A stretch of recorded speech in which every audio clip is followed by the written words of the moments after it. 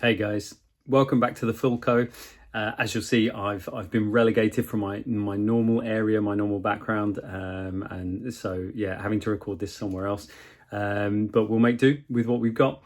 And yeah, I wanted to kind of get some thoughts about our general tactical play and a few bits and pieces about what we've been doing recently, what I'd really like to see or what I'd like to understand and see the players executing before we go into the North London derby, which is this evening. So all thoughts are going to be turning to that, and certainly all thoughts after that game, kind of positive, negative or neutral, are going to be about the North London derby. So I wanted to just get a few of these out there so that you guys can have a think about them as well. So the first one for me, I've been noticing, I've noticed a lot, but particularly recently, is the vacating of our midfield. And I'm just questioning from both an attacking and a defensive perspective whether that is by design and that's the way the system is set up and that's the way Ange and his coaching staff want his players to play, or whether we need better identification of the space and when to be in that space on both sides of the ball. So thinking about it from an attacking perspective, you've got a situation where we very often are looking to attack from the right hand side or the left hand side with Sonny or Brennan or whoever else is playing out wide, and we get lots and lots of players over there. So we try to create overloads and we try to get those little underlaps and overlaps and those little rotations in those wide areas. But when teams playing a low or mid block, or they're just really defensively capable and really physical, we've struggled to break those teams down. So for me, what I'd really like to see is a little bit more awareness from our midfield three. And because we play with a three, I think we've got the freedom to do this, is when a player should really be dropping into a midfield area to stretch those little rotation areas and to move players about a bit more. Your first choice is obviously to make those rotations, to move players and to create problems. But then beyond that is to create slightly greater distances. And that's not going to be a distance that's difficult for the quality of players that we have to make those passes. But I would like to see the intelligence of our midfield three to slightly pull out and to get in those midfield areas to be able to move the play to the other side. Or even what I'd really like to see, which I don't see a lot of, is to threaten to change sides with the play. So to switch it out, but actually to very quickly bounce it off a second or third man and come straight back the other way. So you start the opposition moving in one direction and then you quickly play back the other way. And hopefully what that does is it opens up a passing lane, it opens up gaps. So on the attacking side of the ball, that's what I'd love to see. On the defensive side, it's a similar kind of thing. And again, I don't reference this, having a player just sitting in there and defending and mopping up. What I'm talking about is just having that recognition of when the play is happening, not just being committed to being in there and being a number and providing an option to try and get those little intricate passes and movements going, but also to think to yourself, if this breaks down and I'm not involved, I'm not currently involved, where should I be? What's my awareness? Should I be in a particular position to affect the play should this break down? And I'm not sure we've got the players that really understand that or think like that. And that might just be a personnel issue. But I certainly think it's not the most difficult thing to coach at that elite level and get those players kind of thinking about it. So I would really like to see, on occasion, when we're either with the ball or without the ball, is us not having such a massive void across the midfield, which makes it really, really easy for players to pass through. So passes along the floor through our midfield, for me, are too easy, and it's causing us problems. Obviously, there are bigger problems with the long switches and the lofted balls in on the outside of our fullbacks.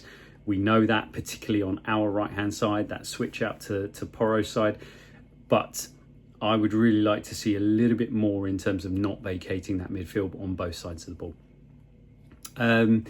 Secondly, looking at, people talking about Ange has no plan B and things like that, and just the kind of the difference between pragmatism and adaptation. So we've definitely seen adaptation from Ange, and probably you would argue quite successfully. So we've shown that we can mix it with the big teams and with the teams with quality players because we are able to adapt. We've got high quality players ourselves and we're able to change things from the Ange ball blueprint to affect the game positively. So we've done really well in big games or against, supposedly very good teams. But what I would say is that the adaptation process doesn't in any way need to move away from the principles of Ange ball.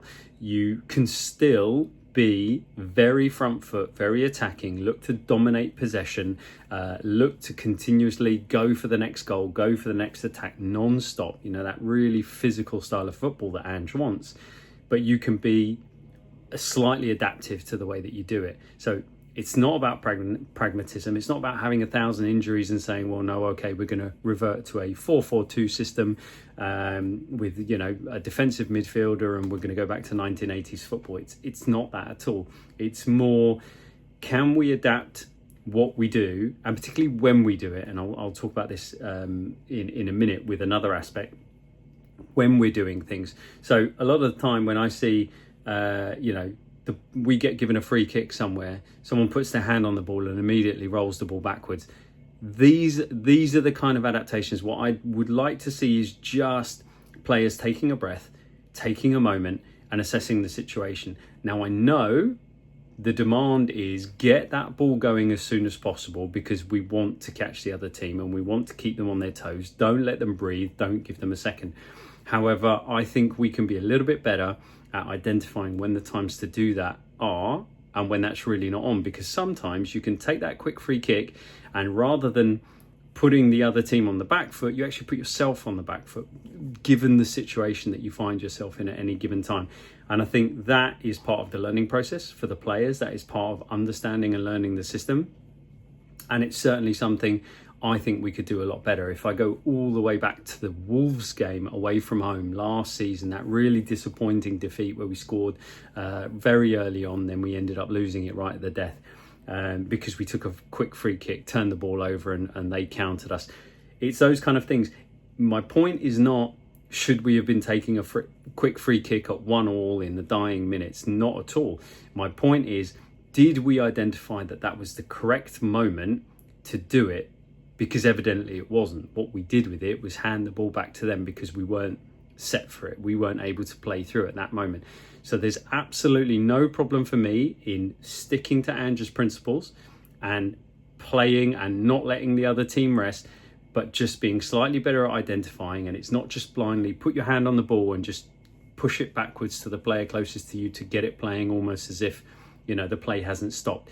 It's, when did we do this? We did this in Fraser Forster's very unfortunate game against Man United in the Carabao Cup, where Archie Gray played a ball back to him, may have come from Biss taking a quick free kick, played it back to him. Now Forster had absolutely ages, but again, did that ball need to go backwards? I'm pretty sure Ange wouldn't have wanted that quick free kick going backwards. So again, it's the identification of what you're doing and when you're doing it. So sometimes it's keeping that intensity and keeping the tempo and the rhythm, and that's part of the system.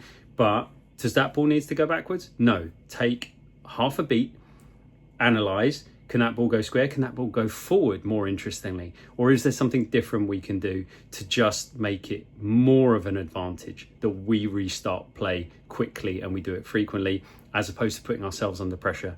And I just think that's the identification of those moments by the players that are on the pitch. And it may be that we haven't got the personnel to do it again, but it may be that that's just part of learning the system. And Andrew's never really had long periods with his first choice 11 and enough of his, rotation players on the bench together, maybe to work on it and to get that consistency of doing it game in, game out, and really drilling it and nailing it in that competitive way. So anyway, that's just my thoughts on it. The low block, I think we still struggle against the low block. That was evidenced by, a really battling performance from Tamworth in the Cup. And again, when teams are sat in like Newcastle in the second half, when they're willing to sit in, they're willing to defend, they're willing to do the ugly side of the game and the slightly less glamorous side of the game, I think we still struggle. We still struggle with answers to what we're trying to do. One answer is buy better players who do the things you want, but you do them better. But in the absence of that, what are we doing? And again, kind of linking into that first point I made about having a player in midfield when you're attacking understanding when to stretch a little bit. So coming in and creating an overload and making those rotations, absolutely. But every now and again, you see that that's not working and you understand, and that's when it's on the players to recognize and to do something different and to take it upon themselves to do something different. And that's where I'd really like to see that opportunity of someone providing a slightly longer option or a slightly different angle for that ball to come out so that we can do something slightly different with it. And again, what I would really like to see is a little bit more of us taking risks on passing through the lines. When you've got a low block, there's no space necessarily, and teams are willing to prod and to interfere and to make it really difficult. And obviously you're then worried because we are traditionally weak defensively against the counter. You're then worried you're going to get turned around and you're nervous in your possession. So I really want to see players who are willing to pop that ball into densely populated areas, have the confidence to take the ball, but also have the awareness that if it's really not on, and have that communication, just bounce it straight back to the player that gave it to you. And if that is enough for the opposition to take a step off, because they're not going to come flying in if you just pop it back before they've got a chance to, give it back to that player again, and just see if you can keep teams honest. Just see if you can do that. It's like the 1-2-1. If you can do things like that and be brave on it, I think it's going to start to unlock, and that is going to start to draw teams in a little bit better as well. But I feel we're a bit slow in possession. We slow possession down. We're looking, we're not instinctive, and we're not just moving the ball automatically. We're kind of the players who play are getting on the ball and then they're looking up. I think the exception to that is Decky, who's very active and very physical. He gets the ball and he takes players on, and he's brilliant at it, and therefore it's really successful. But if you see other players, I think Maddison can be guilty of this. Sarr is certainly guilty of this. Bissouma concedes possession quite a lot when he's trying to force it. We get hold of the ball and then we're looking up and we're looking for options and we're looking for the gaps, and that is all too long. And against low block, where it's really, really dense and really tight in there, that isn't going to get you there. So you either have to change what you're doing, start flipping balls over the top, start changing the angles, start trying to create those passing lanes by moving players, by being slightly wider or slightly deeper, or addressing the ball at a slightly different angle. Or you have to be a bit braver. You have to be getting on the ball in those tight spaces. And that's particularly relevant with the North London derby coming up tonight, because that was one of my criticisms in the game at home, is I felt that Arsenal were there to defend that day. They were not there to try and win that game. They were there to not lose it and then try and get something, which they did, and that was successful for them. But we weren't brave enough on the ball. Can we get our players, our good technical players, receiving the ball, keeping defenders honest? If defenders say, no, you can have it there and get turned, great, let's get turned. If they kind of half come but don't quite do it, let's bounce it straight back and move that ball quickly, or let's have it back in there. So if Maddison receives the pass, give it straight back, because you didn't know whether your marker was coming straight up. Your marker didn't come, have it straight back immediately. Want that ball straight back exactly where you were. Keep that defender honest, keep them pinned. Don't allow them after that. It's really easy for them to just shuffle and move, and then you move the ball across and they're able to move, and everybody can stay in a nice tight unit. You're not going to create the gaps you need, and we're going to be super reliant on either getting around the outside or someone like Decky doing something brilliant. And that hasn't been good enough without us having all our first teamers. We've not been able to do it successfully. So it's little bits and pieces like that I'm really keen to see. Quick note about Berryval and his improvement. Again, this is a little stream of consciousness just while I remember these things, but I've been super impressed with how rapidly he's assimilating and he's understanding, and his improvement has been to the point where there's a really strong argument for him being the 8/10 against Arsenal in tonight's North London derby. One of the things I would say is that he's obviously a brilliant technical player, and he's used to receiving the ball, being able to roll players, turn players, do tricks and flicks, get round, and he's got a physicality. He's a tall lad, he's a physical lad, he's young and he's fit. And that was working for him in the Swedish league. He was able to kind of get away from players, and it wasn't always clean. I think if you watched anything of him, it wasn't always cleanly beating players. Sometimes he absolutely did, but a lot of the time, little bobbly, but he's one of those players. He's just technically brilliant, and he comes away with the ball. And I think what he's found with the step up is that originally that wasn't working for him, and he had a couple of really hard games, which you'd think for a young player could affect their confidence. But what's brilliant about him is he's clearly taken that on board. He's got on the training pitch, he's thought about it, and he's come back and he's improved, and he's improving game by game. It's so impressive from him.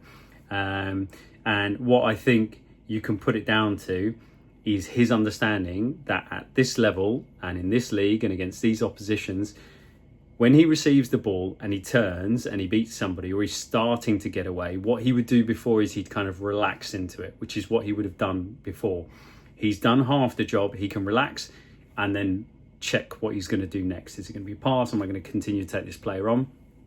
You can't do that at this level. So what he's actually doing is he's now turning, he's moving into space, he's manipulating the ball, and he's accelerating. So he's upping the intensity, he's upping the tempo, and this is exactly what you want. Like when you're coaching the receiving of the ball, one of the things that you can work on is receiving it and being calm, or receiving it and being as still as possible for you to make the receipt of the ball easier, and then you pick up the intensity. So it's slow down to speed up, and that's something you can work on, and that's something I think he's been doing brilliantly recently. So I wanted to reference it. I wanted to give him props for doing that, because I've really enjoyed seeing it.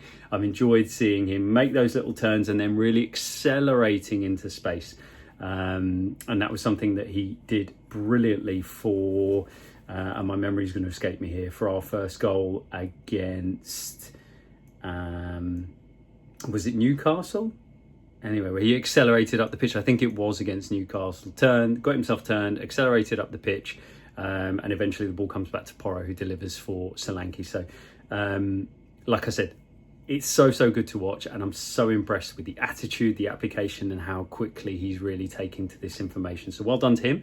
Well done to the coaching staff as well, who are clearly really having an input and helping him to improve. So that is super positive.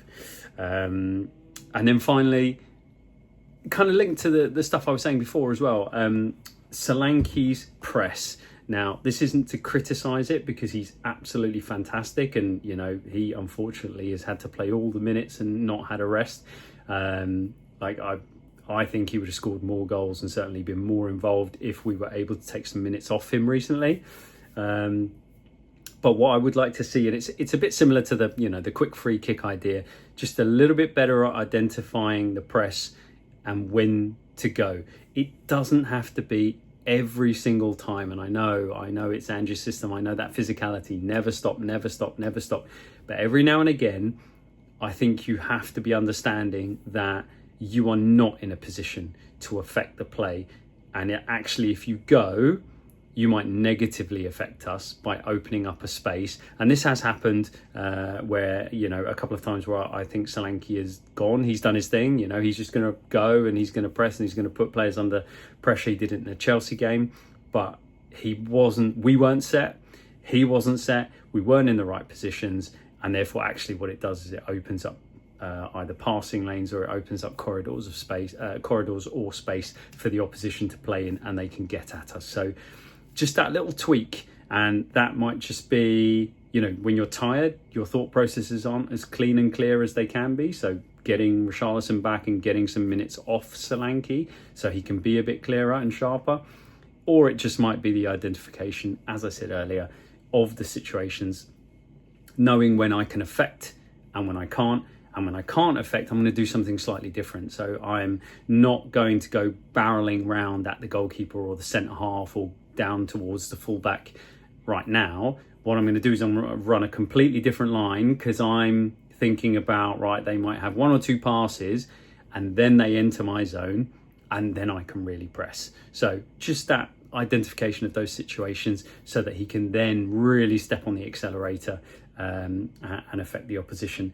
That's not to take away from the wonderful work that he does, sometimes chasing, lost causes going forward, definitely chasing back and defending and making a nuisance of himself.